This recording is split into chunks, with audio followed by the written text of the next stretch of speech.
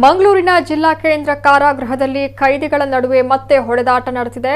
ಗುರುವಾರ ಕೊಡಿಯಾಲ್ ಬೈಲಿನ ಜೈಲಿನ ಒಳಗಡೆ ಕೈದಿಗಳು ಪರಸ್ಪರ ಹೊಡೆದಾಡಿಕೊಂಡಿದ್ದಾರೆ. ಉಳ್ಳಾಲದ ನಟೋರಿಯಸ್ ರೌಡಿ ಮುಖಾರ್ ಹಾಗೂ ಇತರೆ ಕೈದಿಗಳ ಮಧ್ಯೆ ಗಲಾಟೆಯಾಗಿದೆ. ಮುಖಾರ್ ಮತ್ತೊಬ್ಬ ಕೈದಿ ಕೇಶವ ಎಂಬಾತನ ಮೇಲೆ ಹಲ್ಲೆ ನಡೆಸಿದ್ದಾನೆ. ಗಂಭೀರವಾಗಿ ಗಾಯಗೊಂಡಿರುವ ಕೇಶವನನ್ನ ವೆಲ್ಲಾಕ್ ಆಸ್ಪತ್ರೆಗೆ ಪೊಲೀಸರು ದಾಖಲಿಸಿದ್ದಾರೆ. 2023ರ ನವೆಂಬರ್ 6ರಂದು ನಡೆದಿದ್ದ ಪುತ್ತೂರಿನ ಅಕ್ಷಯ್ ಕಲ್ಲೇಗ ಕೊಲೆ ಪ್ರಕರಣದ ಆರೋಪಿ ಕೇಶವ ಜೈಲುವಾಸ ಅನುಭವಿಸಿದ್ದಾನೆ.